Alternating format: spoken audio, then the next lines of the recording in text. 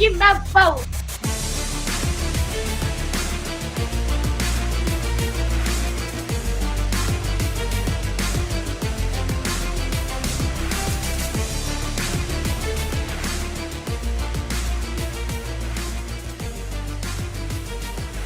Court is in session with Ryan in Sacktown on If You Don't Like That. Now, Ryan in Sacktown. Oh, must be Rhino.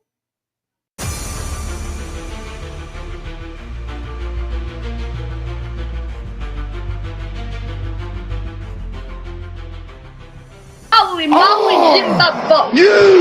What a weekend, y'all. What's going on? Ryan in Sacktown with you. We're going to begin Monday, as we normally do, with the airing of grievances. If you have any grievances, you can put them in the chat. Be a part of the segment. And are we just sitting here in this holding pattern? Like, what's going on with the Kings? I keep hearing that there might be a press conference tomorrow to introduce Scott Perry. What's going on with the coach? Yet you let go of the GM, and it seems like that night news was beginning to leak out that Scott Perry had already been hired, and we're still here. What's going on? I know a lot of you are anxious for direction. I am anxious for direction as well. By the way, big weekend, Easter. If you're a believer, he has risen. Hope you enjoyed that. The passing of the Pope, my goodness, on Easter Sunday. That will not be airing of the grievances. Wrestlemania. Holy crap. Did it disappoint? Did it live up to your expectations? DeMar DeRozan. Holy moly, Jim Bob Bully. Holy moly, Jimbo. What a scary situation. I'm going to give you a different glimpse at that situation. If you've already watched it, you're familiar with it, I do not blame DeMar one bit. Talk about an ambulance chaser. This guy that got up in DeMar's face at a sushi restaurant down in Southern California. Your calls. We'll keep talking about the Kings, the NBA playoffs, if you want to hit some of that. NFL drafts coming up this week as well. So a big Monday show all planned out for you. Oh, and by the way, Napes, he'll be back 8 o'clock tonight. Make sure you join him as well. We're talking everything. Kings. By the way, Brendan Nunez put it right. Your chances on keeping the 12th pick, he put a percentage to it. We'll get to it in a minute. So happy to have you here. Thanks for being here. Let's get down to it. Court's in session on a Monday.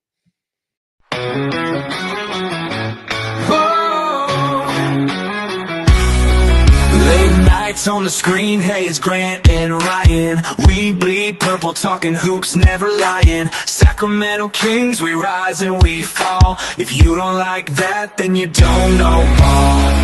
Jerry sitting with the stories of the game, spilling all the truth, driving legends insane. From the Cow Palace days to Arco's roar, this town's heart beats on the hardwood floor. If you don't like that, turn away now. Kings and the cream of the crop. Nobody does it better. No, we don't. Nobody does it better than here on If You Don't Like That. Thanks for being here. What's going on? How was your weekend? Hopefully it was excellent. The weather was really nice here in Northern California. Got some clarity on the car situation. You remember we had that conversation about a week and a half ago. I think we have pretty much got that resolved. For the most part, I want to say. Now the rubber meets the road. Got to get another one. And it's like, oh, man, I got to do this again. Luckily, we have EDH Motors. I'll be hitting them up. So anyways, thanks for being here. Big Monday coming up. Like I said, Grant's going to be here at 8 o'clock. Brendan Nunez. We've got the release from the NBA we're going to go over here in a few minutes, but the only way the Kings can move up is by jumping into the top 4, which they have a 3.8% chance of doing. 3.8% chance of doing. Well, I guess if you are a Lloyd Christmas fan, if you're a Dumb and Dumber fan, so you're telling me there's a chance? I guess that's in play here. We've seen weirder things, like letting go of a GM, kind of hiring a GM, not letting us know if the interim coach is still interim. What's going on there? Is there an agreement? Is there not an agreement? Is there a press conference? So hell, 3.8% chance? Sure, I'll take it. Why not? You're telling me there's a chance. So you're telling me there's a chance? Yeah. Yeah! You know, when they made Dumb and Dumber 2 or Dumb and Dumberer 2, I'm like, don't touch number 1. Just let number 1 ride off into the sunset. Just let it go. You don't try to mess with perfection. That was a great movie. You just let it ride. You let it stand on its own morals. You let it stand on what it was. An amazing movie from start to finish.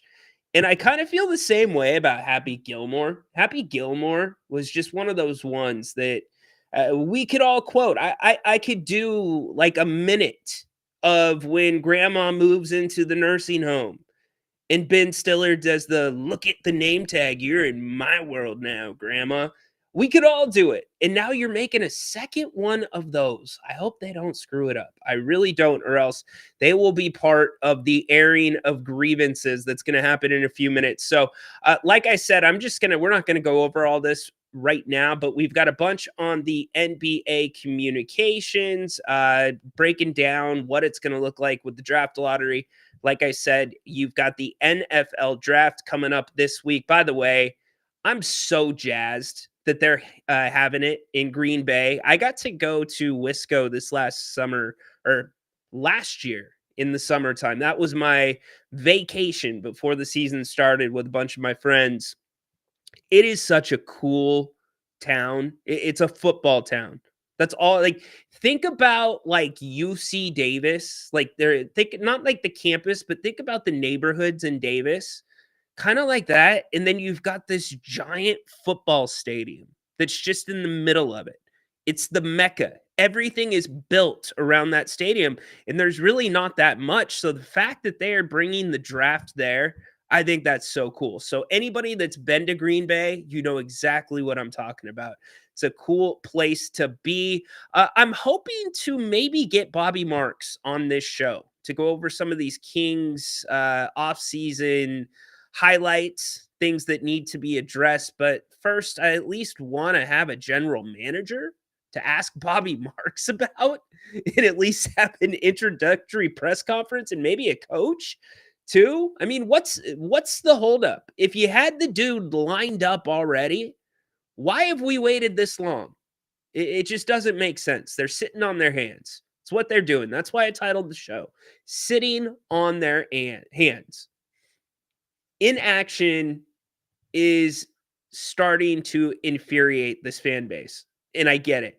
We're going to talk about the DeMar DeRozan situation as well, and why I'm going to give you a different level or a different perspective on why I think it is terrifying. But first, I want to get to all of you before I begin airing. Oh, yes. And there was this as well. Yeah. Acknowledge him. Acknowledge me! 17 times. Hey, how about you acknowledge Adam and I? We had about 85% of that card booked correctly. How about that? That's pretty good. Anyways, let's get to all of you, your chats, your comments, what's going on. Then I'm going to air a grievance or two. So I'm happy to have you guys here. As I said, holy moly, Jim Bob Boley. That 50 bomb was wild. LOL, thought it was watching 2K. Manuel getting love in the chat. What's up, Flores? Thanks for being here on a Monday. Virgil, happy Monday. Let's go. Let's go. My man Furious in the house. Mugen, what up? You. My grievance is, okay, hold on. We'll get to grievances. For sure. DeMar DeRozan did not enjoy that. Dude, you know what? It's just it's not cool. Andrew, what's up, man? Fam back in the travel trailer on the lake. Okay, my man, dude. He is just traveling around. He is our King's Court vagabond. I love it. I love it. So you're telling me there's a chance. DeMar had a 134.5% chance of heating up or beating up that fan. Dude, you just don't do that. But again, I'm going to give you my take on it here in a few minutes. And if DeMar gets charged with anything, DeMar, hit me up, dude. I got you. Pro bono, dude. I got your back. Stan, Vivek has not learned his lesson. Hope Scott told him prior to his hiring. Of course he didn't tell him prior to his hiring. Dude wasn't even interviewed for as far as I can tell. And if you did interview him, you interviewed him while you had a GM. It happened again. Joker goes to grab a ball and inbound quickly. And we have a delay a game by the opponent. When is this going to be called a delay a game? No, I hear you. It's a good point. Yeah, NBA playoffs this weekend. What really jumped off to me? How about the low scoring matchup that the Golden State Warriors won in Houston?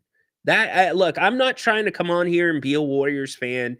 You know I don't like them, but I respect the heck out of Steph Curry.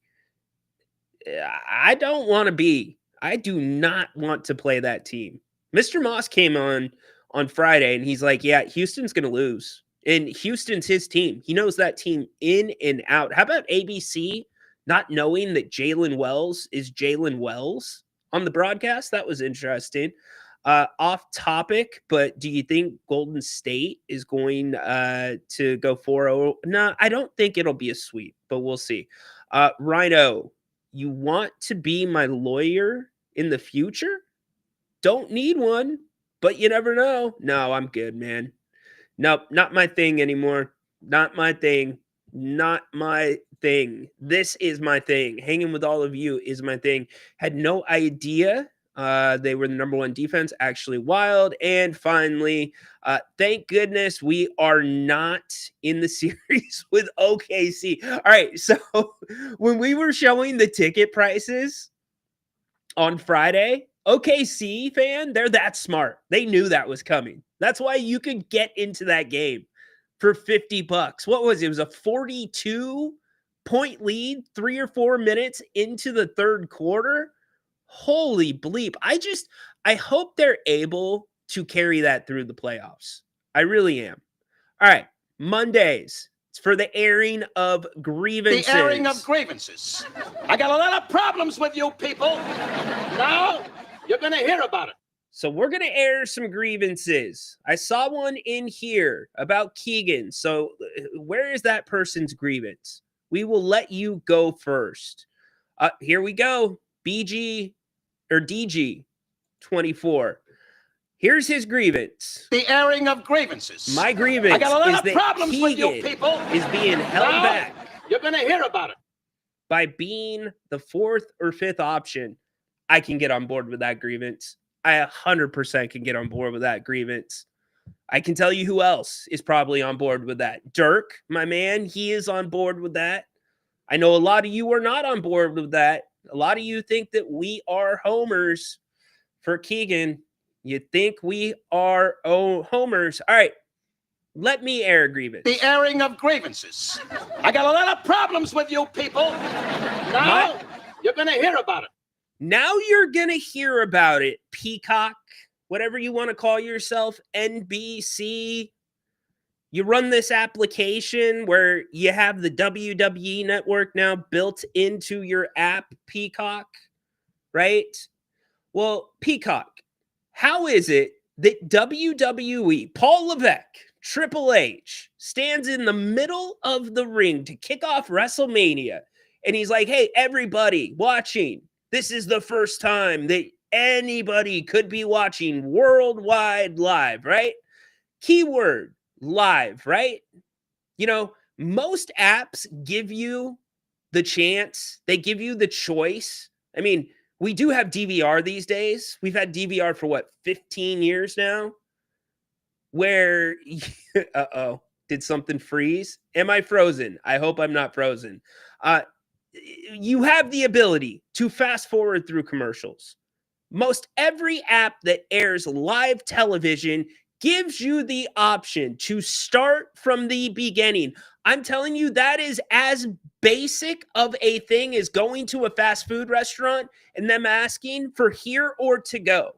Every reputable app says watch live, start from the beginning, except Peacock, and you are only carrying the biggest wrestling event of the year, which basically means if you are 20 minutes behind, not only does Peacock only give you so much time that you can rewind, they include the pre-show into that.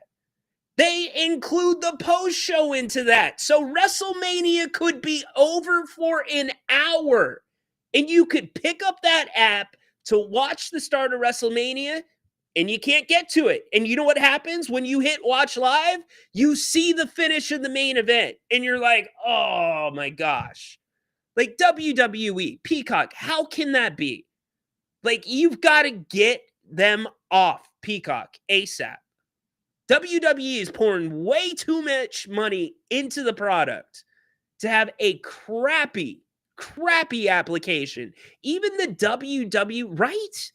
Even the WWE app, which I don't think we give them enough credit for really kind of being pioneers of moving to this streaming model live, they kind of changed things. That was another one of Vincent Kennedy McMahon's really good ideas that gets buried in all of his terrible actions throughout his lifetime. But even then, you could watch live. You could start from the beginning. If an event ended, you could watch the replay immediately. Like, what's the holdup, Peacock? Do you have to take the videotape out of the VCR and dub it and rewind it and copy it over to digital before we can see a damn replay? Like, come on. Like, I got so lucky yesterday because it's Easter. Certain things come first. Easter comes before wrestling. And I got home and I'm like, okay, please be at a point, number one, when I hit watch live, that I am not seeing the ending of a match. And please, number two, allow me to replay all the way back to the start of the event. And I got lucky because I texted Adam and I'm like, yo, Adam, please tell me the women's championship match kicked off Mania. And he's like, it did. I'm like, okay, I'm good. But I was still lit. Like, if I did anything with the app from that point, I would not be able to get back to where I wanted to be. So, Peacock, I have got a lot of problems. Peacock, you do not deserve to be airing live shows. They are not equipped to do it. You want to air all the episodes of Law and Order and everything else that's in the library on demand? You're set to do that. Cool. We're good. Live shows? No. Triple H, please. Am I ready? Yes, I am ready for you. Are you ready? To get your product off Peacock ASAP, please. Thank you in advance. That's my first grievance that I needed to air here on a Monday. If you have grievances, let us know. We will get to them. Matthew hopping back in. My favorite was skipping through the girls' matches and getting a 60-second ad every time. You got ads, really. That did not happen to me. Vinnie Mac had some ideas, some bad, some good, and some really bad. Yeah, there's worse ones than that, dude. Like, what about the Triple H character and the funeral home? There was some bad stuff back then. Vince wouldn't let Travis Scott in the main event. Look, Adam and I on Saturday night. And by the way, you know what? I've already said his name a few times. So, Adam, I need to. The airing of grievances. I got a lot of problems with you people. Now, you're going to hear about it. Yo, Adam, you invite me to come to Texas for this weekend, this boys weekend. We're going to hit up SmackDown, you know, like it's going to be a good time. I've got the hotel. I've got everything taken care of. All you got to do is show up, right? But Adam, man, you got to send me the right hotel. I booked 2 different hotels thinking it was the right hotel with points.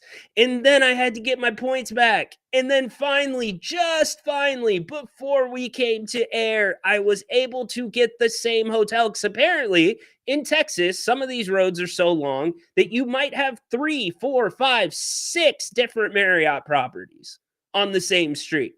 Holy crap, Adam. Was that a process? So thank you for the invite. I am coming to Texas on Friday. The airing of grievances. But I got to air that grievance, I got a lot my of man. problems with you people. Now, you're going to hear about it. I'm thinking, am I going to lose points? Like, what's going to happen here? Luckily, I got to keep my points. And yes, I will be in Texas with Adam this weekend. So that will be fun. All right. Back to the Peacock hate. Man, honestly, there was so much I can speak on, but I chose to focus on the NBA. Yeah, that was the thought that got me to Adam. The first part of night 1 of WrestleMania, Adam and I are thinking, like, is this being booked by Vinnie Mac? Like, Vinny's back there. And then finally, something kind of changed. We're like, all right, we're good. Think Peacock are trying to shut you down, man. It's been a problem. It's been a problem for a minute. But when you've got to think like they're going to be rolling out their new stuff and their best stuff for WrestleMania. They couldn't give 2 craps. It's like they're bitter that they're not getting all the Raw and the Netflix, and they lost part of the library. So they're just giving WWE fans a really big pain in the arse to try to watch anything. Like, you have to be watching it live. It is one of those things you have to plan your day around, or you have to wait an hour after the event. I should not have to go to different websites to pirate a show that I am paying for every month. Peacock, that's the reason I pay for your service, which is like elementary. It's like being ran out of somebody's grandma's basement. Yo, Adrian, what's up, man? What's up, Adrian? Thumper. Rhino, what happened with Austin and that fan? Have you heard any further news? Seems like he didn't hit her with the ATV. Austin hit a fan with the ATV. I did not hear about that. I did not. No. Adam, what's up, dude? Sorry, I had to tee off a little bit. My bad. Paul's in the house. What's up, Paul? I don't think I said your name yet. He hit somebody with an ATV. Wow. Look at how many naysayers that wanted Davion gone. Yeah, dude. Davion's playing. Look, it's kind of, and I'm not going to liken Davion Mitchell to Keegan Murray because they're different players, very different players. But here's the similarity I am going to draw is they both came from college systems that were very structured. And they both succeeded very well in structured environments. What have been the Kings the last few years? Not structured whatsoever. Miami, structured. Now, I mean, we need to see more from Davion because Toronto let go of him. Remember that. This is now his 3rd team.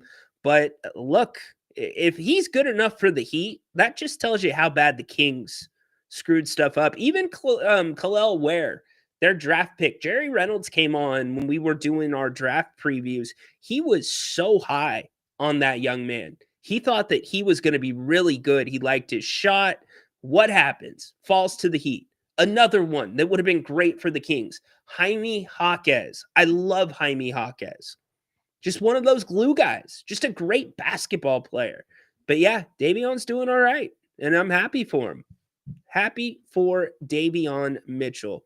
So, as we go through this, let's get to DeMar DeRozan, because this situation really, really bugged me. Really bugged me. Cristobal, what's up? Rhino, what's up? I can't believe Eddie Guerrero's son is Intercontinental Champion. I can. We called that. We both said that Dom was walking out. They've been building it up for a while. Dom has done such a great job of developing his character with so little focus on his character. It's been incredible. Did you see the fans pop for him winning that? The only other guy that I think got, well, there's a couple of them that got massive pops. He got a massive pop when he won. Jacob Fatu, when he won, I thought that was one of the better matches of both nights. And then Joe Hendry as well. That was brilliant. That was brilliant. Yeet, yeet. You know, in fact, I have some grievances about that match. Adam, if you want to air a grievance on that match and you're set up to come air a grievance, you are more than welcome to come do that. Yeet! They blew that moment for Jimmy. They blew that moment for him. Why the hell was Gunther tapping that quick? You got to let that build up. Sorry, Adam. Not trying to take your grievance. We called this one too. Burn it down! All right, so we are WrestleMania heavy right now.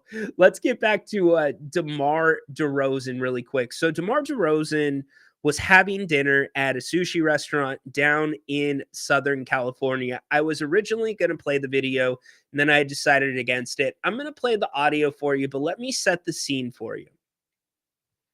DeMar DeRozan with his friends, family, eating. All of a sudden, a phone pops into DeMar's face, and it's basically, DeMar! And you can see DeMar like shocked, almost stirred a little bit. Here's what went down. Come on, man. Don't walk up on me. Don't walk up on me. Don't walk up on me. Get my phone. Let me get my phone. Let me get my phone. I'll walk up on you. Let me get my phone.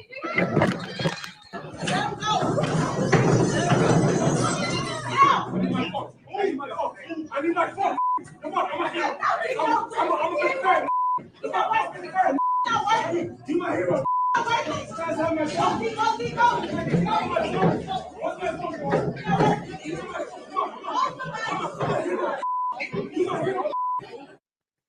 All right, there's a lot there. I'm going to replay this one more time. Let's break this down. So again, this dude just pops up in DeMar's face with a phone in his face. Come on, man. Don't walk up on me. So DeMar says, come on, man, don't walk up on me. And by the way, DeMar was eating while this was going on.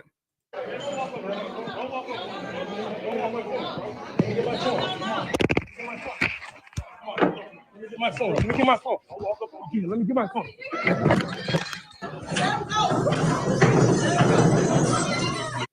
Dude's trying to get his quote unquote phone because DeMar slapped it out of his hand. Because, you know, phones sometimes can actually be guns. They have phones that are guns. Believe it or not. A gun that looks like a phone. Look it up. So DeMar slaps it out of his hand. And obviously, that's taking it to an extreme, but is it really taking it to that big of an extreme in this world? So DeMar kind of swings at this dude because this dude's still coming at DeMar. And you have women, you have people in DeMar's camp at his table trying to hold this dude back.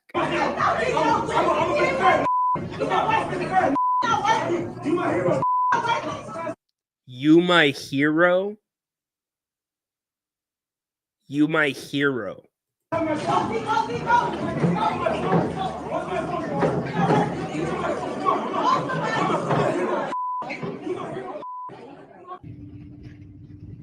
right, so that's where it ends. This guy's like, DeMar, you're my hero. You're my hero, right? Well, you think the video ends there. And this guy, the entire time, is on his feet. I think he fell down at one point briefly. He's still walking, trying to get to DeMar. And then he turns the video around on himself in an ambulance. Yes. In an ambulance. Squeezing his hand like his hands hurt. Spot on, fans. Spot freaking on. Taking video of his legs being strapped down. I don't know what the hell this guy was thinking. It's the last time I'm going to show his face. He doesn't deserve to have his face shown. Doesn't, in my opinion. We can show his legs. You want to see his legs? Yeah. You got so hurt in that scrumble, my man. Yeah, right. BS, bro. Dude's looking for exactly what fans said, a payday now. There's these unwritten like rules, and whether you heard about it or not, one of the WWE wrestlers, Drew McIntyre, did an interview before WrestleMania week. Okay, guys, are we going to personal appearance smack? Is that what we're doing now? He looks, come on. He looks like a ninja turtle. Guys, can we keep it respectful, please? What's next? E.T.? Phone home? I get that he was an idiot. I get that he should have never done that, but come on. E.T. home phone. Ninja Turtle. Send the link. The link's in the chat. Okay. There's your link. So, here's my take. Drew McIntyre came up ahead of WrestleMania because there's so many fans that come in from around the world and is like, hey, you know, we don't mind you approaching us, but there's certain areas, certain things that, you know, you probably shouldn't approach us. Well, like if we're in the airport, that's a really bad time to approach us because it's either really early in the morning and we're leaving our families, or it's really late at night and we're trying to get to our flights. Like, just give us some space, especially the female wrestlers, because we're not talking about like 2-3 people. You will have groups of people that hang out at the airports waiting for wrestlers to come in and out, and they will start surrounding them as soon as they come out to like baggage and right there for curbside pickup, trying to get autographs, trying to get pictures, right? Well, Napes told a story on the post-game show not too long ago about some idiot that came up as stars. I think it was her birthday or an anniversary cake was being brought. It was her birthday. The candles were lit and the dude comes up to the table. Like, if you're eating, and I learned this personally from Mike Bibby because I watched Mike Bibby handle this numerous times. We'd always end up at the Cheesecake Factory. And Mike would always say, just let me eat. I promise I'll, you know, take a picture with you on the way out, whatever. But some people don't have these lines. They don't understand that athletes are people, that celebrities are people, that, you know, they deserve some personal space, some respect. I told a story last year joking around, which was absolutely true. And I am nowhere in the realm of DeMar DeRozan or any of these people we're talking about.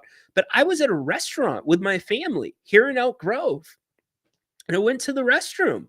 And I could see, because there's only one stall, there's this dude that's in the stall, but he's not using the restroom. And so, like, the first thing that comes to my mind is like, all right, this dude's like either working at the restaurant and he's on his phone or whatever, or I don't know, maybe he's doing something he shouldn't be doing.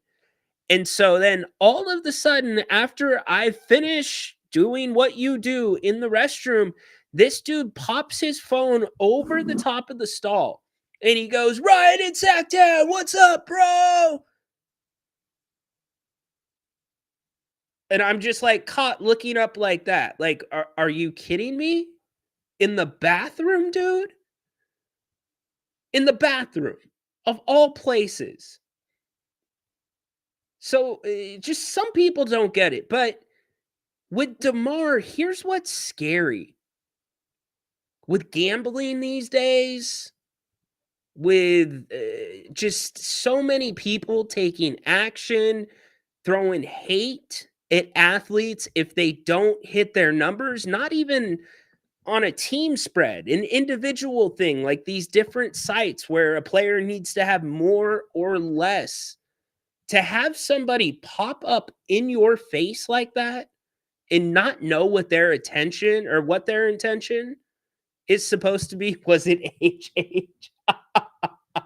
No, it was not Haunted Horse. He would have to be standing on the toilet to get his phone over the wall. It was not him. To not know what the intention is, considering the stuff these guys see online. Grant and I had this discussion about gambling before and fans spewing just vile things, death threats, college athletes who miss field goals or don't make a play, having to go into hiding because of the stuff that's being sent on social media. What about the Lions coach, Dan Campbell? He had to have 24-hour security around his house, which ended up making him move. He had to move. So what I'm saying is, if I'm DeMar DeRozan, first off, if I'm DeMar DeRozan, there better be somebody around me that's monitoring that. DeMar is way too trusting. And probably what happened is there is a lot of very expensive and very good and very niche establishments that are in that part of Southern California, Calabasas. It's not like DeMar was down in downtown Disney. It's not like DeMar was someplace that you would expect paparazzi. He was in a smaller place. And so DeMar had every right to react the way that he did, to defend himself. What an idiot. And if that guy really was like coming up to him to say, "You're my hero," what are you thinking just putting a cell phone in somebody's face, let alone a public figure in athletes? I just feel bad for DeMar. That's awful. And it's probably going to make DeMar rethink how he handles things going out from this point going forward. It would for sure. But back to this knucklehead, he's looking for a payday now. What's that Eminem song? Like, "Buy you a new wardrobe, I'll smile." And you get my point. What an idiot. What an idiot. And by the way, any attorney that takes this guy's case, you're an idiot too. You are a scumbag if you represent this guy. This dude's no better than an ambulance chaser. So I just had to get that out because I don't think people look at it as innocent. And luckily this time it was fairly innocent, but sometime it might not be. That could easily be a weapon that gets in DeMar's face and not a cell phone. And DeMar didn't even realize that it was right there in his face. Scary time. Yeah, no problem finding him down there. Definitely. So I just wanted to get that off my chest. You can go find the video if you want to see the video. I really just did not like how that went down for DeMar. It really, really bugged me. Really bugged me. So DeMar's a great dude. It's just not cool. Not cool. And there's women there too. Women are having to push this guy back. Like, what are we doing? And then you need an ambulance to go to the hospital. This guy was a professional. This dude knew what he was doing. Hate it. Absolutely hate it for DeMar. So anyways, all right. I told him he could come air his grievance on a certain match, and I'm pretty sure he's here. Yes, he is. Adam Uso. What's up, dude? What's up, brother? What's up, brother? What's going on? Which match am I airing grievances on? I thought get in line. Oh, get in line. Well, I thought it would have pertained to. Allow me to introduce you to the man who is the epitome of You have to do the Gunther now. efficiency and elegance. I'll ring him aloud, Gunther. Yes. So good. Yes, the Gunther and the Jimmy Uso match. They did Or it Jay right. Uso, excuse me. Yeah. They did it right last year with the Rhea and Liv opening. It was SummerSlam, right? Yes. Okay, they started it off with a bang at SummerSlam. It was a killer match, and it got us hyped for the rest of the night. I think that was their intention with this match. But then they did everything they could to prove that Jay has more than 5 moves in his move set, or is that what they call it? Move set? Whatever. I don't know. I'm spacing. But they tried so hard. And then, like, I'm okay with Jay winning. I figured he would. Mhm. But then you have Jay put Gunther in a sleeper hold, which he's never put anybody in a sleeper hold, let alone Gunther, to finish the match. And I don't care how pressed for time you were. If the ref is saying, okay, wrap it up, we need to tap, whatever. If I'm him, there's no chance I'm tapping. I'm sitting in that for 20 seconds and I'm passing out. Something to Acknowledge me. You killed Amen. everything that Gunther's been doing for the last 3 years as an IC champ, as a heavyweight champ. The dude's lost how many matches in the last 3 years? 2? Oh, 3? Okay, you're taking a different approach. This was my approach. What Thumper said. I thought that they ruined the moment for Jey Uso. I thought that you have to let that moment build up, like where Gunther's not gonna tap, and then you get that massive pop, and it's perfectly done. But the second it was on, he's tapping out. It was so bad. And should he have even been, like, should that have even been the finish of the match? I'm okay with it because of what he did to Jimmy. I get why they did that 100%.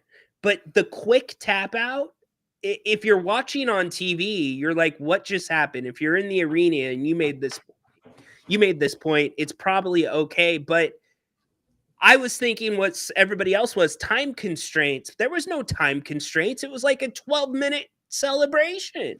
It was a 15-minute match. All right. And to your point, if you're Jey Uso and you saw what Gunther did to your brother 2 weeks ago and he taps, you're going to let go of that hold? Shut up. Get out of here, dude. That was the weakest crap I've ever seen. It was pathetic. All right. They did both those guys a disservice. You know what? I don't disagree with you whatsoever. In fact, you know what? You have any more grievances that you need to air about WrestleMania? Second match sucked with New Day and War Raiders. What are they called now?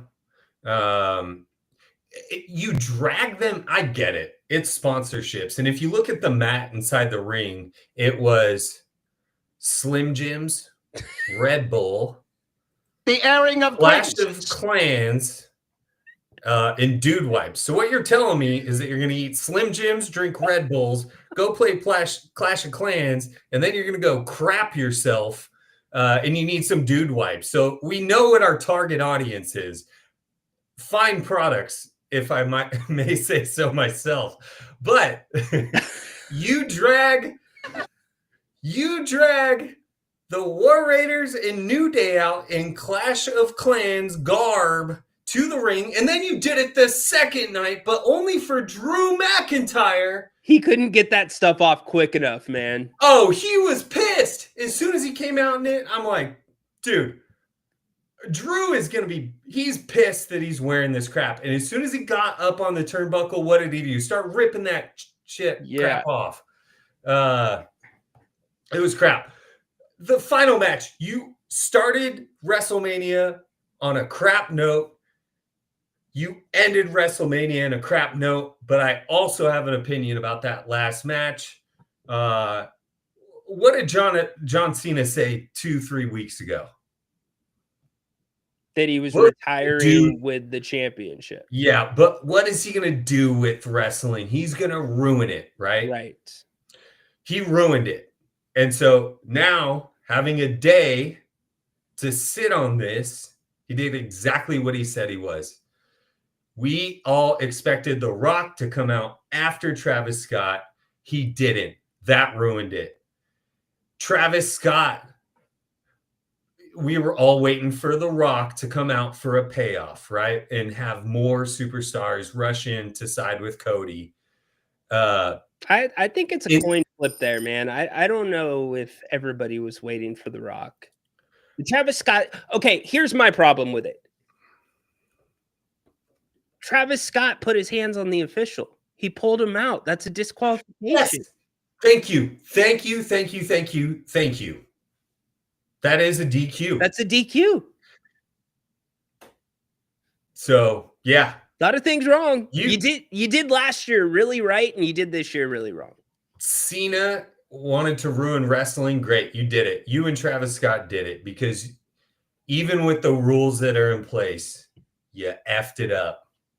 Well, Cena, his press conference last night, did you happen to catch that? Oh, it was crap too. Like he's That just was kind of funny. He's trolling us. And that's a clickbait question. Next. Shut up. Don't even come out here. You suck. We hate you. I can't wait to boo his ass with you tomorrow or this Friday in Fort Worth. Screw him. Is he for sure going to be there? Yeah. Okay. Yeah. And I don't know if Cody's going to have an appearance tonight, but I would expect Cody to be there. And maybe we do actually see The Rock this Friday as well. I hope not. I don't need to see I that hope guy. so. We have to, dude. Why? I don't need to because see he's The the Rock. one who started this all. This is the whole reason why John Cena faced Cody Rhodes and he's not there. You know who gets the gold star of the night? Whoever told John Cena or whoever gave him that haircut to try to hide that bald spot Spray a little bit more. They did a great job. They did a really good job. Credit to them. So, all right, man. So we're at the same hotel. We're good. I think we're good now. We're so good. All right. Maybe we should run a show before we go. Live from wherever we're staying. Yeah, maybe. We'll see. Maybe. We'll see. All right, dude. Say his name, and he appears. Here's the biggest problem. What?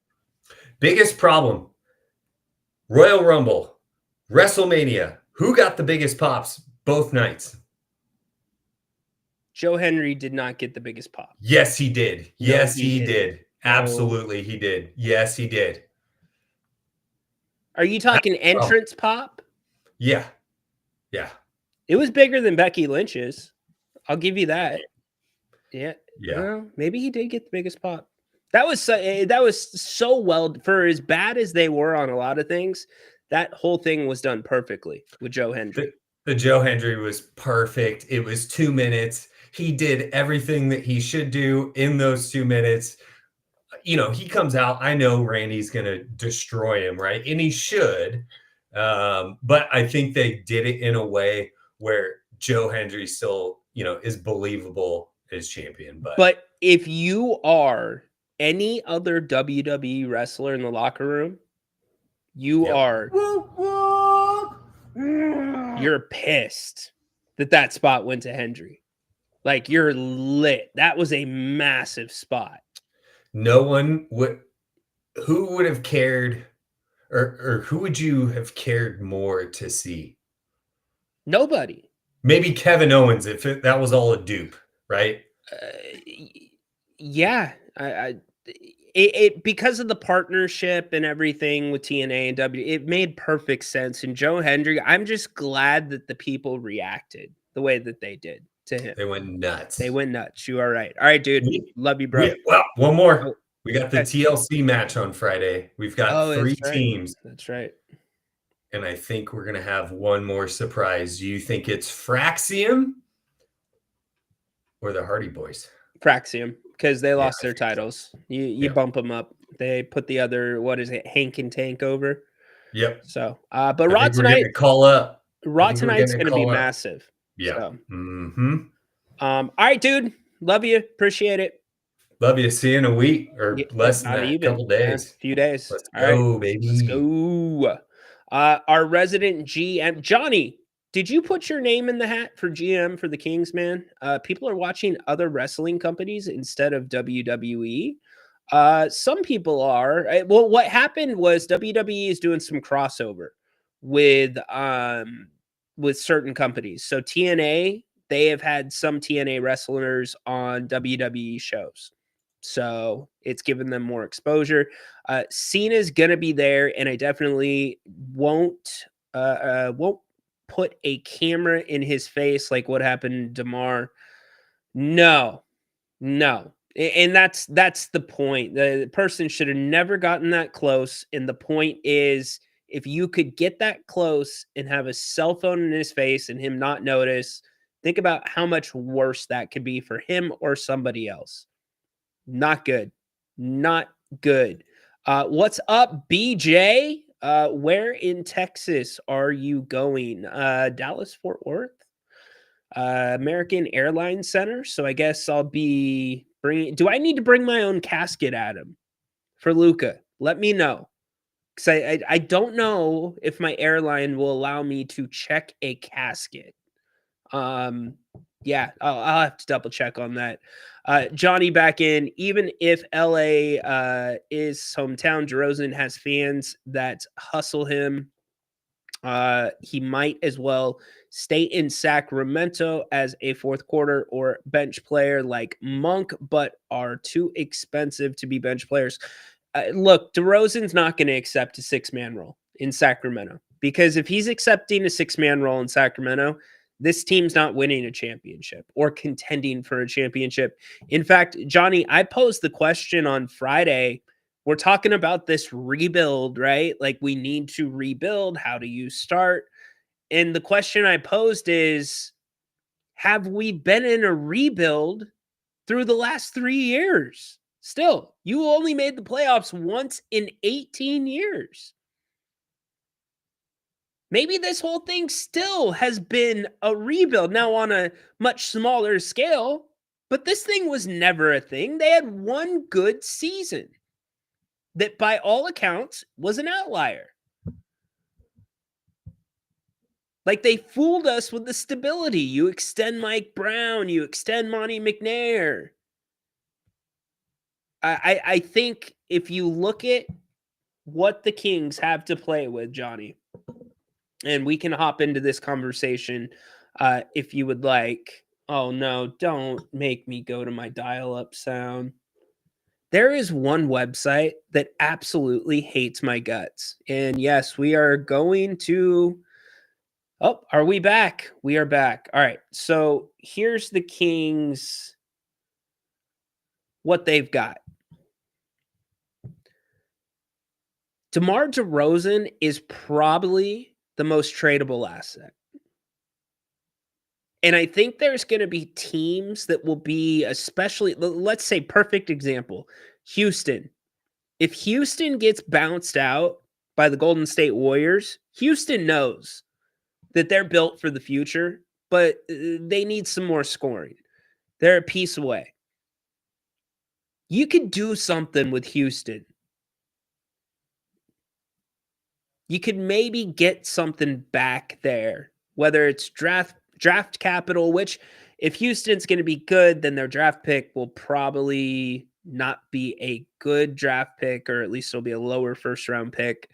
But DeMar, to me, is the first piece that I think moves this summer, regardless of Sabonis. I think it's the right thing to do for DeMar. And I think logically, you're going to have teams that think that they are that close that are willing to bring him on as a sixth man. Now, he's going to have to accept that role as a sixth man. DeMar's not going to want to go to Charlotte. He's not going to want to go to a team that is not in the championship conversation. There's just no chance. Let's go to my man Dirk. What's up, Dirk? Hey, Rhino. How you doing, Just buddy? trying to think through some trades.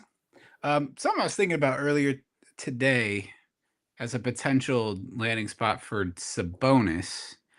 Atlanta's got our pick pretty much at 13, but would they be willing to trade our pick back to us? And maybe their first round pick this year if the Kings were ever to go on full reset.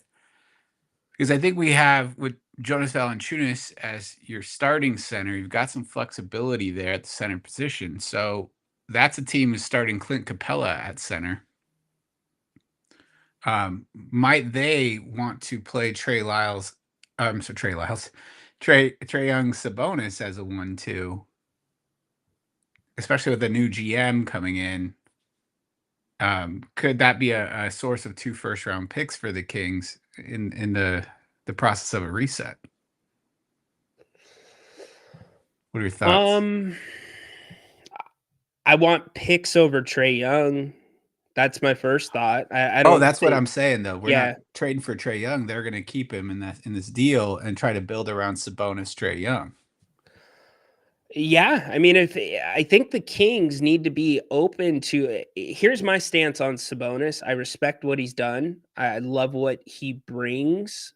But if you can get fair value for him, or even maybe a little bit over fair value, you do the deal.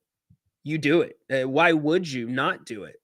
I would probably do that, Dirk, because the picks are what the Kings need. And I'm not guaranteed that the Atlanta picks with Sabonis and Trey Young couldn't turn out to be decent picks. Who says that they're going to work well together?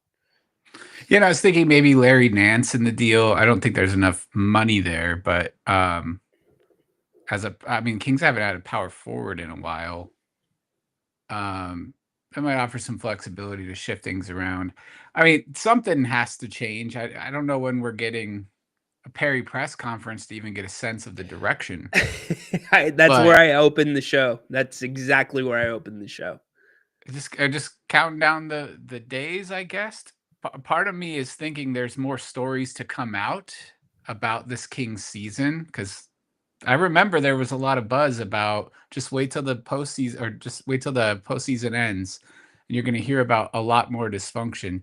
Yet that still isn't happening. So I feel like the PR team for the Kings is trying to shuffle this a bit to try to put a spin when Perry kicks this off. I don't know what to think, but getting off DeRozan, I don't think you can get off Zach LaVine unless the other thought I have is maybe Houston picks up Fred VanVleet's second year on his deal, and for some reason they might be motivated to trade his contract for Zach LaVine, but I don't see that realistically happening. But why would you pick it? Well, yeah, I see what you're saying. That's a lot of money for VanVleet. They have no scoring, so I think they'd be more inclined to pick up DeRozan. But who do you want on Houston's roster? Would you take Dylan Brooks for DeRozan? No. It's a good question. I got to look over it. Let's have some fun with that later this week. We'll look into that. All right, just chiming in, just some random thoughts today. Yeah, hey, you bring up a great point though about this entire thing with Scott Perry. There is more questions than answers about the press conference. I've heard whispers about possibly tomorrow. Keep your eyes peeled for an announcement. it just, the further we get out from this, I think Grant hit the nail on the head that they are all sitting around a board table with a PR team trying to figure out how is the best way to sell this to the fan base. That I think what's going to happen is Scott Perry is going to do his press conference. And now that we've had this, 4-5 day period pass, I talked to all the players, I talked to so-and-so, and the consensus is that, Doug Christie is the best choice to coach this team. Like, it feels like you're setting up for that, but then it's like, well, why were you doing the job before there was an introductory press conference? And we could just keep going and going. Kings fans deserve so much better. We are literally the laughing stock of the NBA right now. Well, the Kings fans aren't the laughing stock. The organization's the laughing stock. Right. You know what I memeant by that. Yeah. And so one question I have for you about Perry, right? So let's say Doug is the coach. That's going to stick, which I think it is, right? Do you think Perry has enough credibility is he the one that got away from Vivek and in Vivek's mind? Like, he trusted the wrong basketball minds. They led him down this path. They didn't give him what he wanted, i.e. Zach LaVine. Now you've got Perry who's on record saying, Zach LaVine is not a winning player, right? So is he going to have enough influence within this organization to have these hard talks with Vivek Ranadive and explain to him, this is a path to nowhere. This doesn't lead to success. Or is it just going to be someone who's, from what I take away from this, like, his reputation is high enough that he is well respected. And I don't feel like he's going to let Vivek do whatever he wants. To the extent that he has that ability, he's going to maybe be able to convey to him, this doesn't make sense. The strategy doesn't make sense. And if for that reason, I mean, I think you sort of, if you get an option to trade DeMar, even if for just some player, just some filler who can play defense and not totally stifle your offense, assuming you can get a point guard, you do whatever deal you can get. And it's not going to be for picks for DeRozan, in my impression. So. Yeah, no, you're right about that. It probably would not be for picks, but you also look at how many spots the Kings need to fill. Lyles, Laravia, Crowder, Fultz. Keon is a team option. They're going to pick him up. McDermott, Mason, those were the two ways, so we don't know what will happen with those. But the Kings have a lot of roster spots to fill with not a lot of draft picks and or capital. So you think Jake Laravia comes back?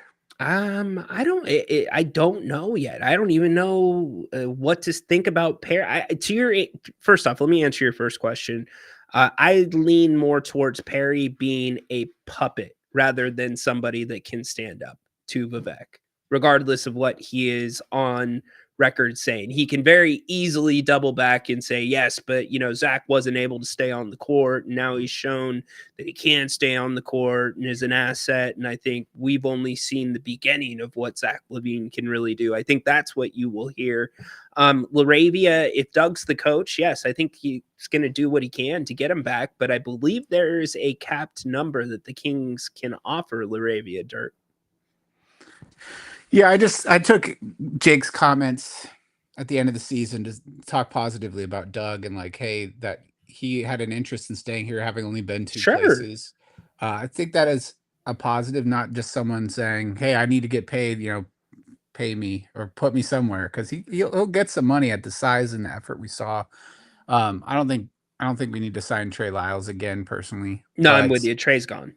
Last thing I'll say is I think a lot of media members speak highly of Perry from his time as this interim with Vlade, where there was a bunch of chaos around the Kings organization, that you had a bunch of first-time people in their roles that didn't know what they were doing. But he came in, provided stability, established what to do here to give the organization some focus. So I could see the puppet angle. I'm inclined to think, he's had a guy who's had his job in New York, who, had a lot of people meddling.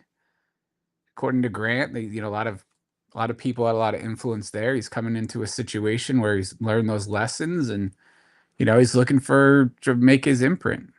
That's, I think, the best Kings fans can hope for. So agree. Thanks, Dirk. Appreciate the call. Have a good one.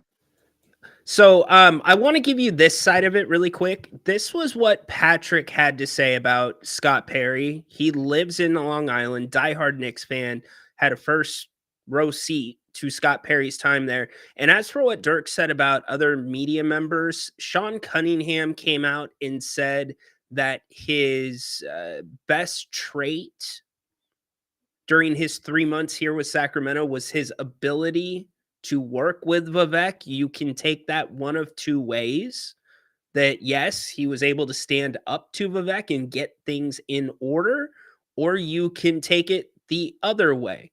He got along with Vivek because, it was Vivek through Scott Perry. Here's what Patrick had to say about Scott's time in New York last week. Okay.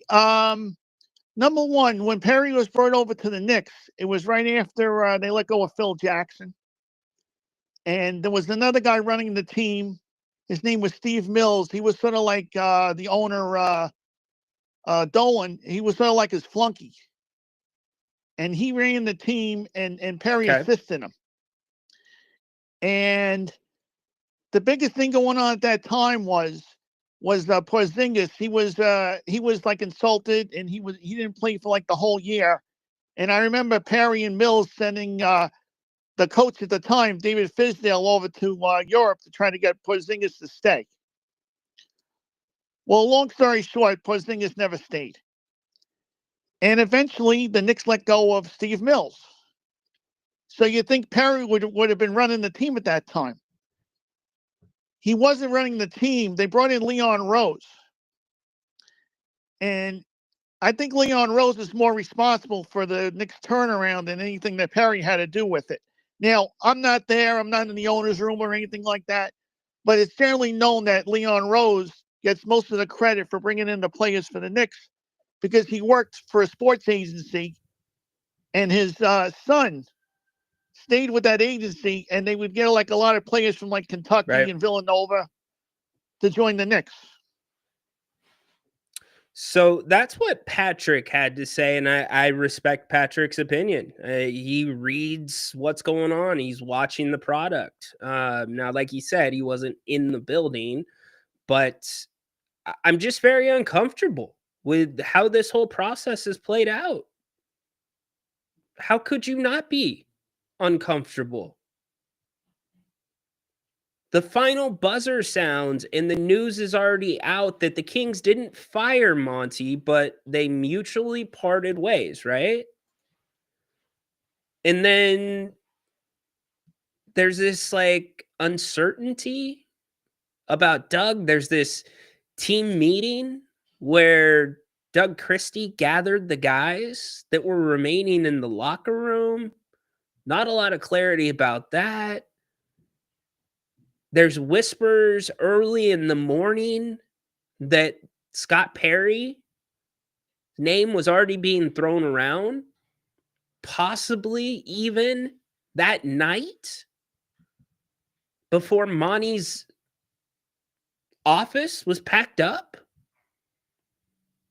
Like, do you remember what the Kings went through the last time around that they were hiring a GM? Do you remember?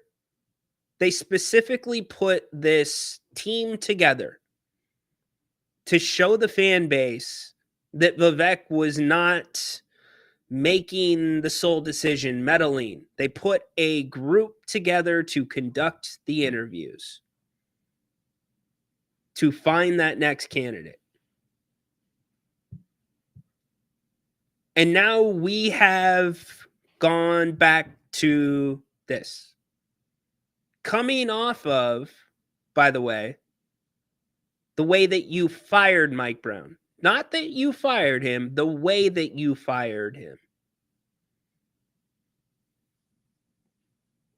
I got to be honest, listening to the exit interviews of the core of this team, Domas, Malik, DeMar, they were incredibly candid. Domas and DeMar said this was the craziest season of their careers. And knowing And who knows what the Kings know behind the scenes? You've got to think that they know more from Domas's agent. But if public reports are coming out that Domas is going to be seeking clarification, DeMar might be seeking clarification on the future of this team. With that in mind, and knowing how strapped you are because of this Levine deal, that honestly, is the further we get away from it, it was a Vivek decision. You line all these blocks up and you're like, okay, like if we're putting together one of those crime boards that detectives use with all the different pictures in the strings, and we're trying to decide how Monty got to the place that all of a sudden Zach Levine worked in Sacramento. The contract worked in Sacramento. I just can't get there. The strings do not connect. You do the same for Vivek and you only need like one string and it makes sense. So if you're running the organization like this and your players are giving you feedback and questioning what's up, and I can double down. I know that when Domas said that they weren't consulted about the GM stuff, they were not consulted. I know that for a fact. Not a single player was consulted. So now you're running this thing even worse. Like you're not even swerving in the lane. Like you are completely out of the lane and you're hitting those grooves that are supposed to wake you up if you fall asleep, that make your car shake.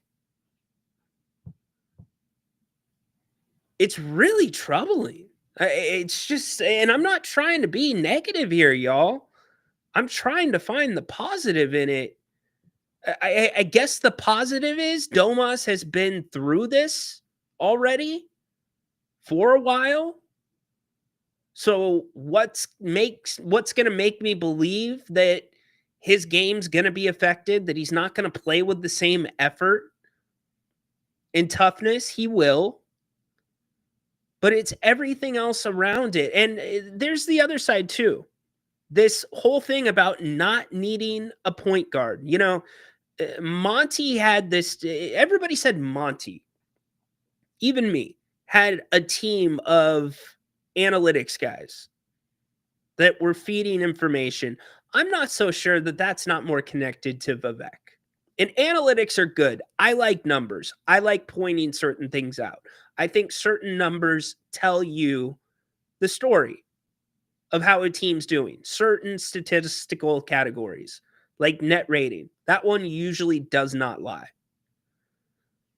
But I've got to think that between Sabonis being the hub of the offense, a belief that no matter what teams were doing and the fact that they adjusted to it with the DHO, they could still run through Sabonis, a combination of that and something in this analytics team that said, we don't need a point guard. There is no more point guards in basketball. That's what those analytics are saying.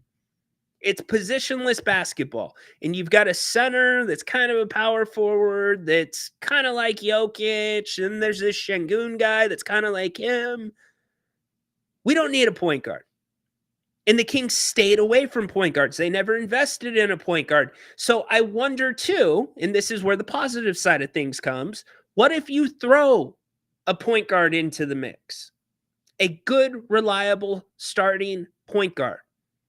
Do you maybe have something here that can work? But then comes the other questions about the filler. As of right now, you only have the 42nd pick in the draft this year. So where are you going to be? And there's the financial numbers right there for you. You basically have close to $100 million tied up between two players. Don't forget that Keegan Murray is going to be seeking at least talks about an extension. The team will pick up Keon Ellis's option on the first available day because he's only making $2.3 million, but you got to think those talks are going to be in place. And when I look at importance of keeping certain guys, for me, Keegan Murray's at the top of the list. If you really want to do a quote unquote traditional rebuild. But the question becomes, do you overpay for Keegan Murray? The Kings overpaid for Domantas Sabonis. He's earned every dollar that he's getting, but they're overpaying for him. There's not another big market team that would take that on. There's just not, especially with this new CBA. So, and then Zach LaVine, we've opened that can of worms a million times. What do you do with Zach LaVine?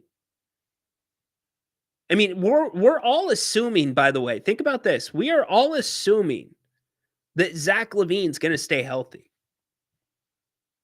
He did it this year. What if Zach LaVine doesn't stay healthy? Now you're in a lot of trouble.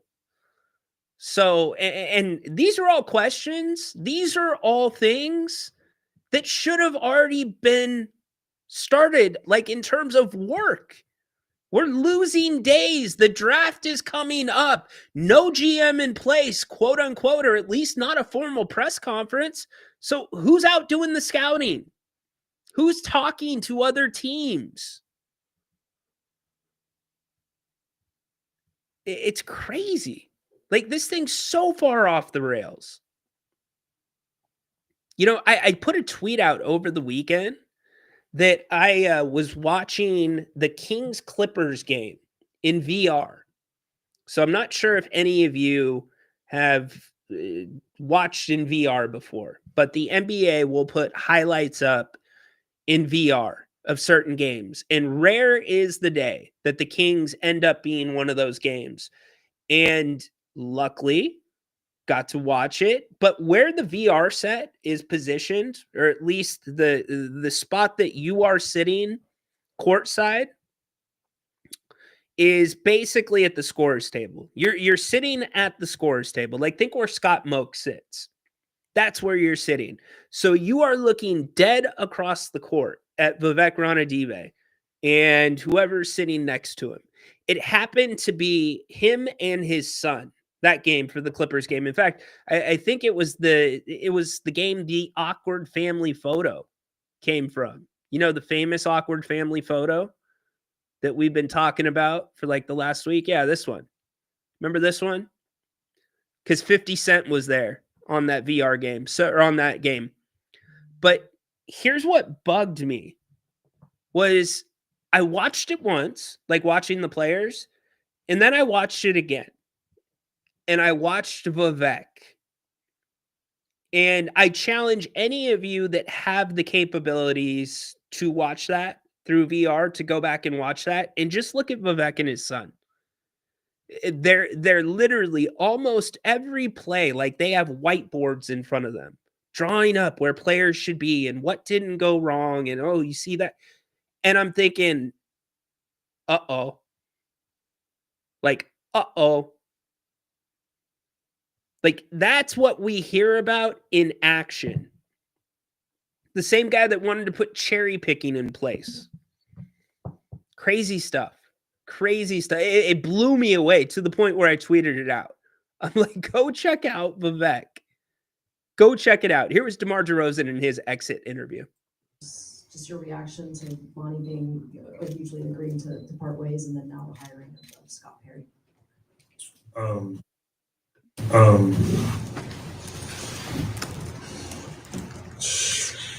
I mean, it's one of those things. I think it's just indicative of kind of the season that we had to endure from top to bottom. You know, still kind of really haven't set in yet. You know, really what happened from Mike was fired to nowadays with us just losing last night.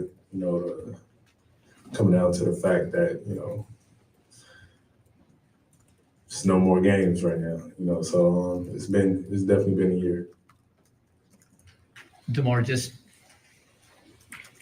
I see you wearing a Godfather t-shirt, which I think is perfectly apropos for today. But when you It's not after last happening night, here, you were pretty Dennis. emotional. I don't think it Just is. how difficult is it for a player who's been through 16 seasons to sort of feel the weight of, you know, your career like careening towards the end, and what an early exit means for that? I mean, it's difficult, it's frustrating, it's emotional.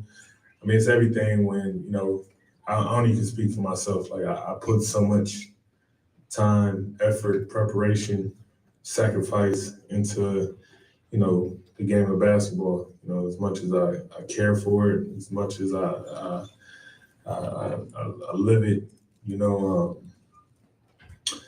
it's hurtful when you just don't give yourself an opportunity to, you know, play for what matters, and that's, you know, to make it to the playoffs, give yourself a chance, and not knowing what could have happened. You know, it sucks, especially when, you know, it's a scary thing when you just realize, like, you know, this is summer for me to get prepared for my 17th season. You know, that's terrible. Some of my favorite players that I grew up watching, you know, you don't even get close to that number, you know, and to know going into that, the window, you know, closing, you know. Dennis, that's asinine. Sabonis is overpaid and hurting us. Domantas Sabonis does not hurt you. There's areas of improvement in his game that we need to see, but you need to scratch out Sabonis and put Levine there. Because Levine is overpaid and, from a basketball IQ sense, is hurting this team.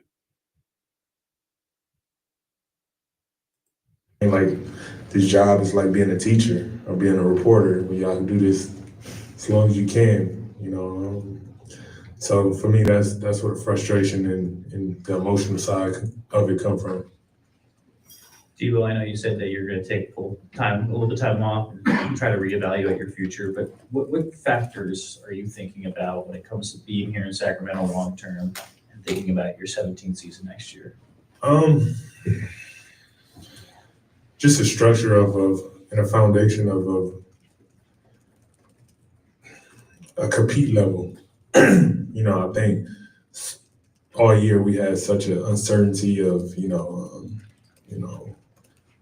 of everything. You know, you can't really operate in any successful environment if you have so much uncertainty. You know, I think for me, just the certainty of you know, what is going to be going forward. You know, and I can always work with that. You know, just the certainty. You know, as long as you put something on the table, this is what it is, this was going to be, this is what we competing with, I can work with that. You know, but the uncertainty for me has always been the frustrating part. When you talk about, you know, setting the tables, and that's what that's what this organization has to do right now. One of the pieces we're kind of looking at is, you know, the uncertainty or the future of Doug Christie, who had to come in and learn things on the fly and work with you guys and, you know, try to get you guys stabilized and everything. Just wanted to get your thoughts, you know, on working with him, you know, as a professional and him working under those extreme circumstances. I got all the respect and love for Doug, and I had a relationship with Doug years ago, way before I even ever thought he'd be a coach or I'll be in Sacramento.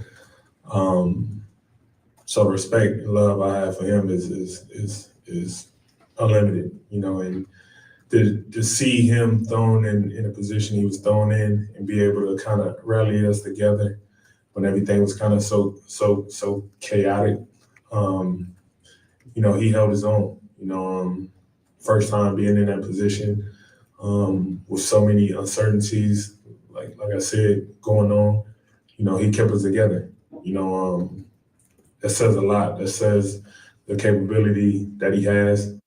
Hell yes. Hell yes. You know why? Because Dolan finally got out of the way. Dudes want to go to New York now because Dolan's not. Dolan's Hail Mary was the whole thing with Phil Jackson. That's when it's like, oh my gosh, this thing's coming off the rails. And it did. And that finally got him out of the way. I would trade him for Dolan. How about y'all? Would you trade him for Dolan? I just, this Vivek thing, I just don't know what changes. I don't think you're changing Vivek, and I'm on the record as saying this. You either need to have somebody that can control Vivek, which seems to be impossible, or has been impossible up until this point, or you need to have somebody that can play the game a little bit better than Vivek. You got to know the game he's playing, and you've got to be a step ahead of him.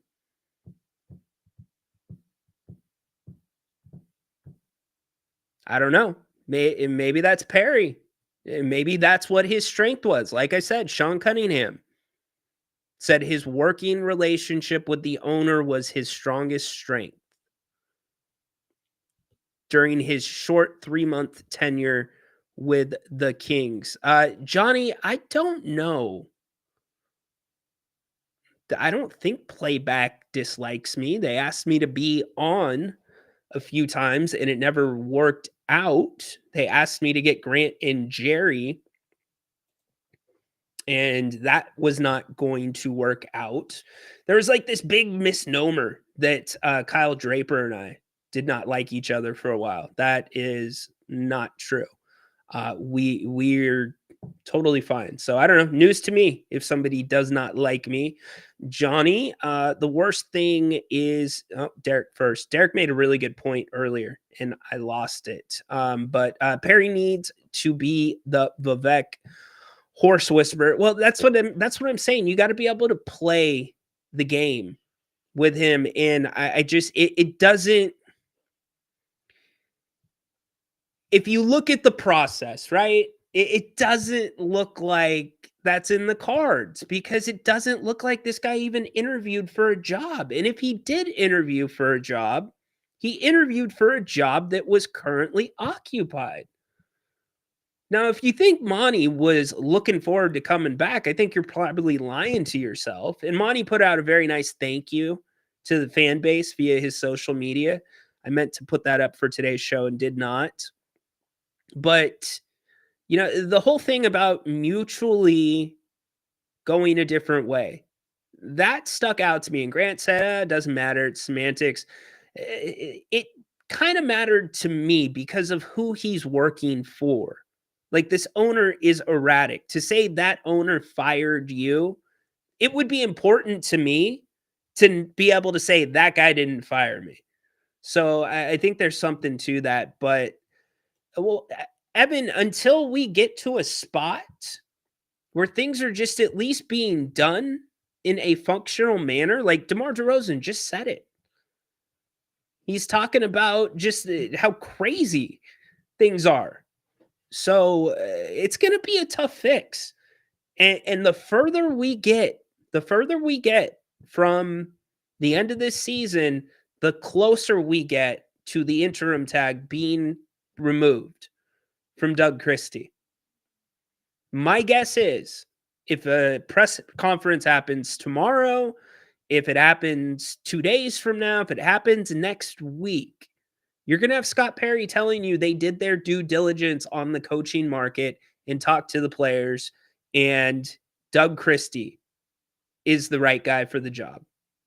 That's likely what you will be hearing.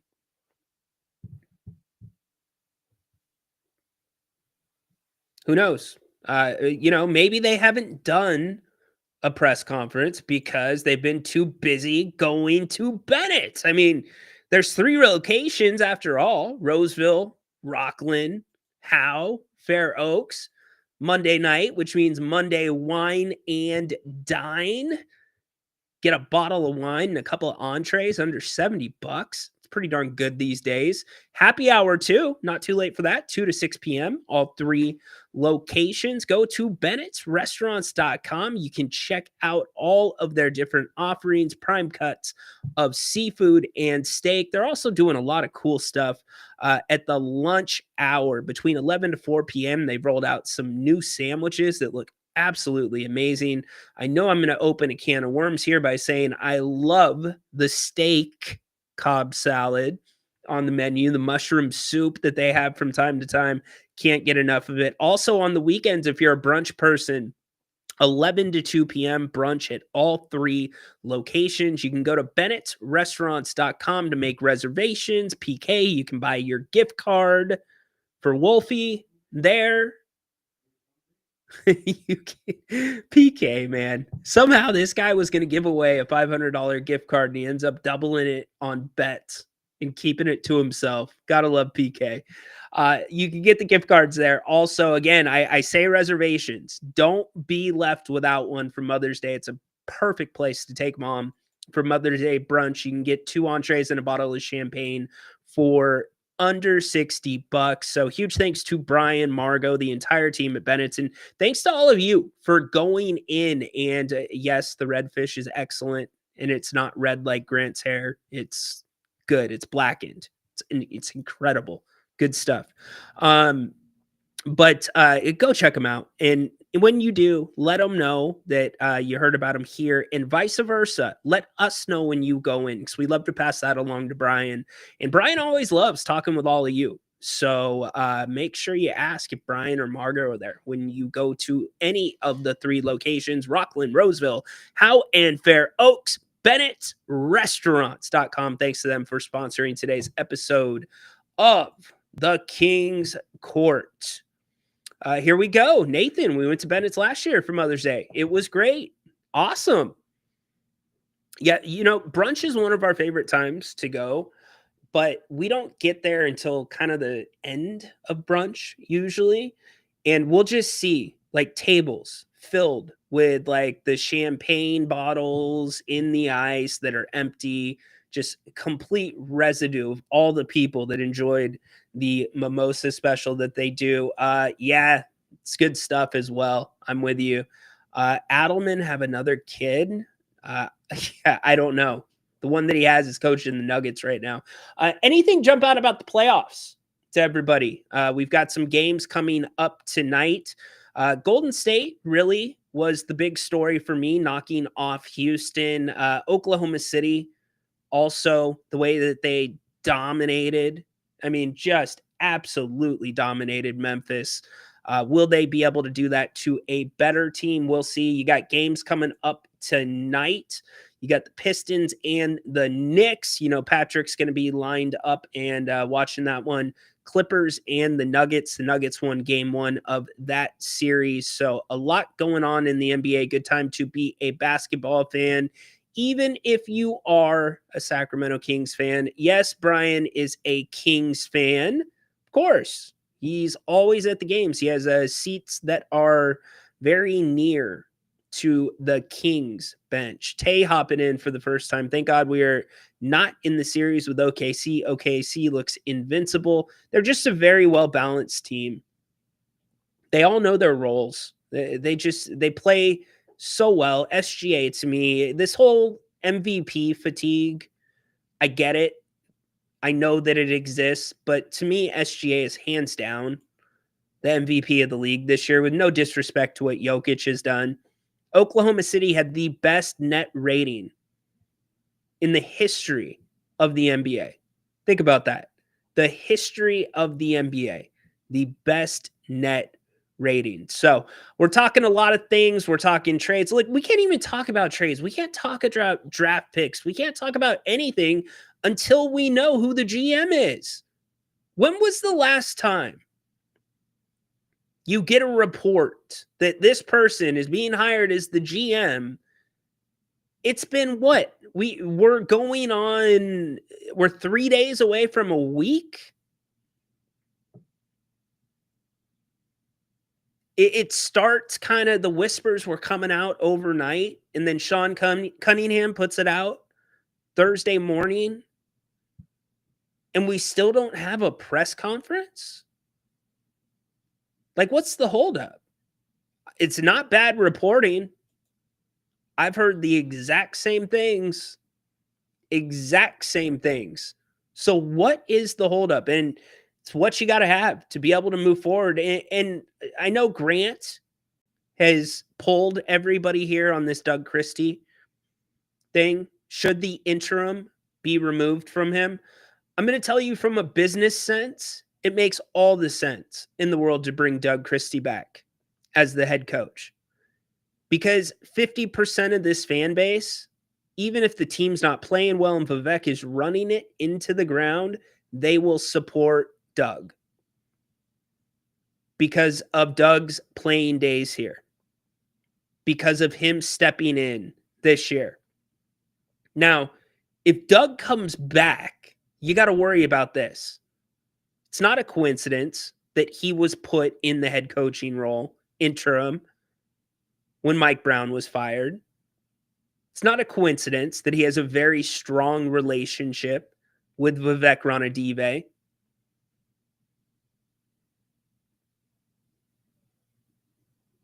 I mean, Vivek has Doug's ear. Matina has Doug's ear. So you know that. But what I'm saying is, it's a good way not to have the fans turn on the owner, because half this fan base won't. I'm not suggesting that the fan base revolt and quit going to games and make their voices known. That's not what I'm doing. But what I am saying is, if Doug Christie comes back as the head coach, you better get an X's and O's guy that is right next to him. For as good as DC is at motivating, I thought taking the guys up to the roof of the G1C was brilliant. I like a lot of things that Doug preaches from a macro standpoint. But when it comes to the micro, it's not there. Even if we look back to the play-in game, his first visible adjustment to me in that game was putting Doug McDermott in early in the fourth quarter. Hardly any zone. Valanciunas only played 10 minutes. It was predictable basketball that the Mavericks picked up on. The Mavericks did not need to. Had the Mavericks not scouted the Kings, which they did, but had the Mavericks not scouted the Kings for that game, they still would have picked up on what the Kings were doing by the end of the first quarter and had a handle on it. But where it all came apart was something that we pointed to most of the season, and that was the Kings not executing out of timeouts. It was the Kings turning the ball over out of timeouts. Kings had a 2-point lead after the end of the first quarter. Then they start the second quarter with a turnover, a missed two more turnovers, and 2 more misses. This is all while Anthony Davis is on the bench. So that's why I say you got to have the X's and O's guy there. And did the Kings miss Luke Laux defensively? I think they did. It's hard to say that they did not miss him defensively. I mean, for the Kings to come out that flat, for Doug being that much of a rah-rah guy, it's just very weird. And here's where I do think we need to give this team grace. The players are doing what the players, for the most part, are told. And I know that the Kings offense for 2 of 3 years during this Beam Team, quote-unquote, era, there was a lot of autonomy to it. There was a lot of reads. It was at one time this year with Mike Brown coaching. Yeah, absolutely. Excellent point. Jordy as well. Man, that's one that got away. Would have loved to have Jordy on that bench if Mike Brown was not going to be coaching. But I think we've got to give the players some grace here. And many of them mentioned it in their exit interviews. They all brought up needing a point guard.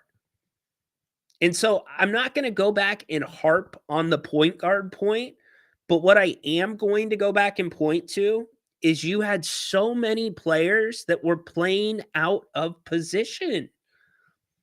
You could argue everyone in the Kings starting lineup was playing out of position. 1 through 5 when they were healthy. Malik Monk, not a point guard. Zach LaVine, not a point guard, being asked to bring the ball up. Keegan Murray, not a true 4. Jerry Reynolds and I think he is more of a 3. Domantas Sabonis, probably more of a 4. So these guys were playing, they were asked to do things that weren't always the strengths of their game, and it showed. It's not a coincidence. The turnovers were up and the assists were down. It really showed. So maybe you get a point guard in here, you get guys playing in the right positions, but you've got to make the right decisions on the personnel going forward. And I truly think it starts with DeMar DeRozan.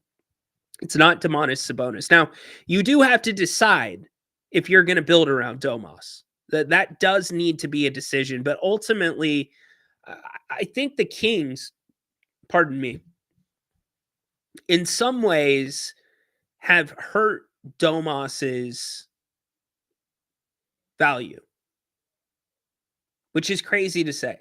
Like they showed that the gap is that much bigger between him and Jokic because the Kings tried to ask him to do so much more from a facilitation standpoint.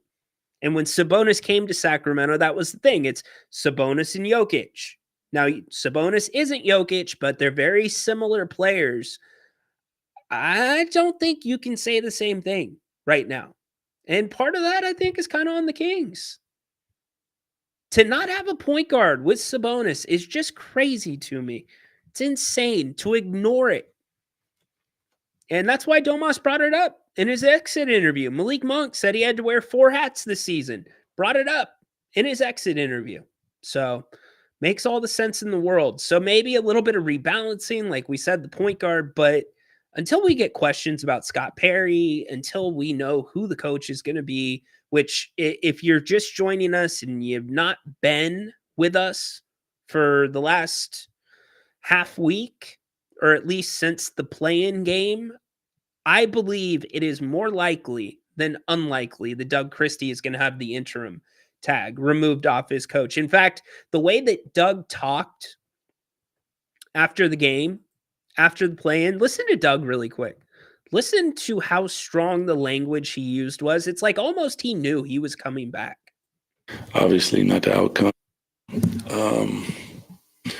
Obviously not the outcome that we were looking for. One quarter gets away, 10 turnovers in that quarter, just unacceptable.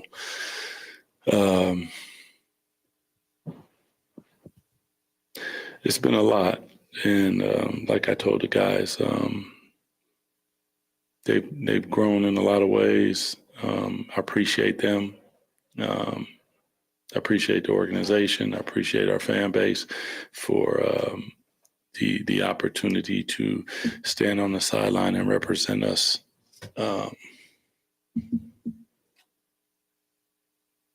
It's not the way that you want to end, but only one team at the end is standing there. So this is my first time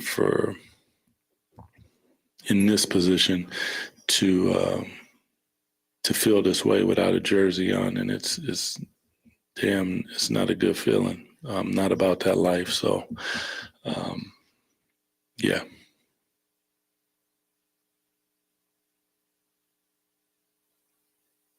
Yeah, Doug, what was your total message to the guys after the game, and where did it feel like this thing slipped away there in the second quarter? I mean, you just can't throw the ball all around the gym, man. I mean, all of a sudden, we just lost our mind, and just the ball started going up. 3.8%. 3.8%, as Brendan Nunez pointed out.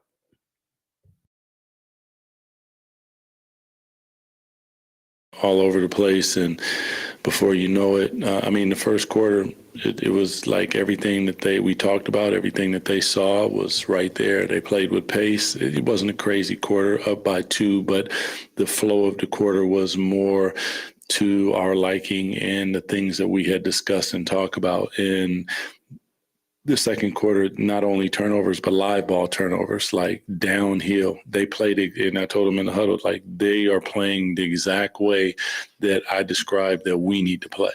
Fast, aggressive, downhill, punch them in the mouth, and make the ref make a call. And that's exactly what they did. They did it for one quarter. The rest of the game was ours. They did it for one quarter. But in this league, you can't allow that. You can't allow Klay Thompson to see one go in. You can't allow those things to happen. So, yeah. Doug, DeMar just talked about like how difficult of a season, this was, and you touched on it briefly as well.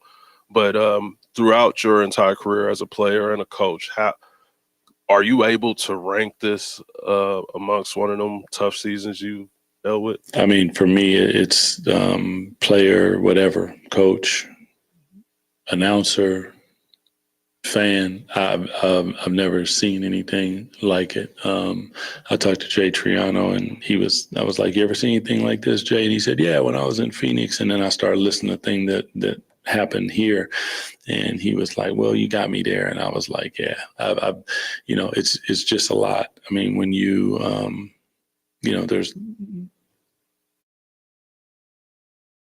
Is that true, Peter? Peter, is that confirmed?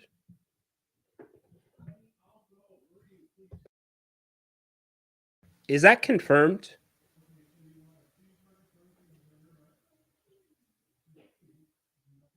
You know how I feel about that. The owner publicly thanked his daughter for setting the path to the Stockton Kings winning a championship. So we will see. Hey, don't forget Grant back tonight, 8 o'clock. Make sure you join him. I appreciate all you. Thanks for showing up and showing out. Make sure you give us a big thumbs up, a like, a retweet on the X. We would greatly appreciate it. YouTube thumbs up have been going up, viewership up. Absolutely love it. If you are not subscribed, make sure that you are subscribed to the channel. We actually jumped up like 1,000. So thank you guys very much for that. Grant will be here 8 o'clock, like I said, tonight to talk about what is going on in the world of sports. Sports. Why did I say sports? It's going to be a new thing. Sports. And also the playoffs. And will we have any news on what's going on with Scott Perry and the Kings? Because really, we're spinning our wheels right now, y'all, until we have formal clarification on who's running this team, who's coaching this team, and really no answers for the lack of delay of what's taking so long. Did we announce him as the likely GM, but then interviewed him? I think it's more of no BS. If that's true, then that's so troubling. If that's true, I have no problem with Angeli as a person. Look, if my dad was the owner of a basketball team, I would want to be involved too. But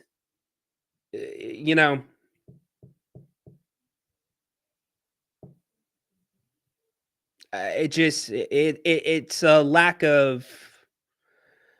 I don't know if it's a lack of caring or it's just straight ignorance and not listening to your fans who pay massive amounts of money to come to your games, to support this team, that spend hours a day taking in content about this team. You're just disrespecting them. Because I'm not going to go into my Stockton Kings rant again. You can go back, watch that show last week. But that was a complete slight. All the credit in the world goes to Quentin Crawford and Gabriel Harris. Those two did a wonderful job down in Stockton, winning that team a championship. Rhino, your dad owned an NBA team. You'd want to be the GM and date players. What? I said involved, Dennis. Yeah, I'd want to date players. I might want to be the GM. I don't know. But date players? Come on, Dennis. Come on, man. You're trying to be funny there. But do you understand just how insulting that is to a fan base that is already very well aware of the dynamics and has had an incredibly embarrassing season from the standpoint of the front office and an organization? Like, I say it all the time. The Kings have to do twice as much to get half of the positive recognition. You step in it in the least, you're going to get jumped on nationally. Brian Windhorst just incinerated the Kings. All this change say to you, Brian, about the state of the franchise? Because it's not a good organization. I mean, I wish Scott Perry the best. He's our former colleague, very strong executive. Domantas Sabonis gave his exit interview today. Yes. And they said, what do you need to do in the offseason? He said, we need to get a point guard. They just had a franchise point guard. That Scott Perry was there in the lead up to drafting. That they let the relationship go south on. I'm sure everybody's got their story, but the relationship went south. They had the executive of the year. The relationship went south. He knew he was getting fired because they already had Scott Perry hired. He knew for weeks he was getting fired. His assistant, Wes Wilcox, left weeks ago to take another job when he was a big part of their rebuild. How many coaches did they go through in Sacramento over the last 17 years? They finally found a coach who put them on the right path, and Mike Brown. They liked him so much, they gave him a contract extension last summer, and they fired him 2 months into the season.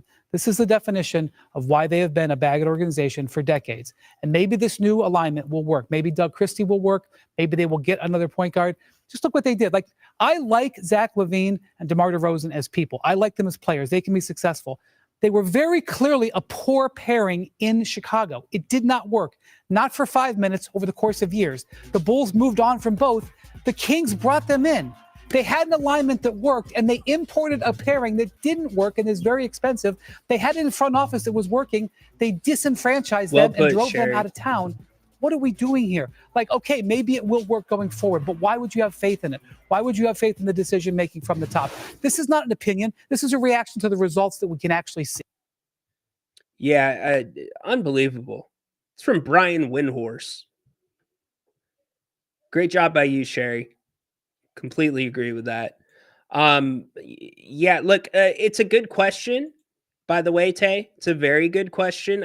Coach Q has a ton of experience around the league. He's been an assistant in the NBA. He's seasoned. You need a bigger sample size from Coach Q. I am not sitting here and saying promote your G League staff to both positions in the NBA, both coach and GM. But what I am saying is Gabriel Harris, GM down there, if I'm looking at one of the two, and I'm still not saying promote Gabe to GM, but I would certainly be looking at Gabe at increasing his role within the organization, because not only did he have to work with Angeli, remember, he was the assistant GM with Angeli. And then Angeli became the GM. Then the murders happened while on a road trip. Let's not forget about that. Angeli steps away, I believe a couple months after, 3 months, to pursue her nonprofit and some other things. Gabriel Harris steps back in as the interim. Gabriel Harris gets hired as the GM, and the Stockton Kings never missed a freaking beat. And by the way, this last summer, They lost the G League Coach of the Year, Lindsey Harding, who Angeli did hire. Give her credit for that. Lost her to the NBA, to the Lakers staff.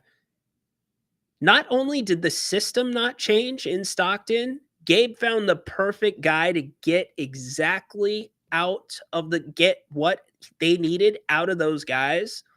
And that team's composition was perfectly put together as a team. You had the puzzle pieces that you needed. You had the glue guys. You had the vet. You had your Mason Jones, who was your scorer. He got it. So he's worked with he's worked with the Ron Dives. I would be looking at giving him an expanded role in the organization in some way. Keep him in Stockton as the GM. But I would be wanting some input from him for sure. But yes, there could be a road eventually. But what you want to pay attention to with this G League team is how they continue to scout, identify, and develop talent, because that's everything during this CBA era. It's absolutely everything. Yeah, you do got to give her credit for that. You do. I'm fair. I am fair. I just, you saw the writing on the wall. I was sitting there, I believe it was the conference finals in Stockton, and she was just a couple seats down from me. And I'm like, oh, of course, Angeli's here, right? Of course. And she was not at the finals game, I don't believe. And Vivek was not there either, because he was with his group of B-list celebrities at the Kings Clippers game. But when that tweet came out saying, thank you, Nani, for laying the path to this. And now you're saying Nani is going to be the Kings representative at the draft lottery, according to Peter. If that's true, holy bleep. Holy bleep. Let's just say things are not trending in the right direction. Let's just leave it at that. You know what is trending in the right direction? This channel. Because of all of you. Appreciate you. Hope you have a great rest of your Monday. We are back tomorrow, 3 o'clock. Right here, same time, same place. We'll be talking Kings. If anything happens in between now and then, I will be back on the air. We'll be addressing it. We always hit it live for you if there's breaking news. But until then, you get Grant here in about 3 hours doing his open forum show with you tonight. Make sure that you give him a call. And Napes, don't put me on. I'll be in the chat, posting the link in the chat. Just don't put me on. I won't be ready to come on. I'm doing my producer work. That's your show. Go join him. Always a fun show. Thank you. You all are the best. Thanks to our callers. Thanks to our chatters. Thanks to those that aren't chatting and watching. Appreciate you letting me into your homes, your offices, your ears, wherever you're at. It's not lost upon me. Make it a great rest of the day. By the way, Raw after WrestleMania. Go watch that. That's starting here in a couple minutes. And go Kings. Light the beam. We will see you tomorrow on a Tuesday. Court is dismissed.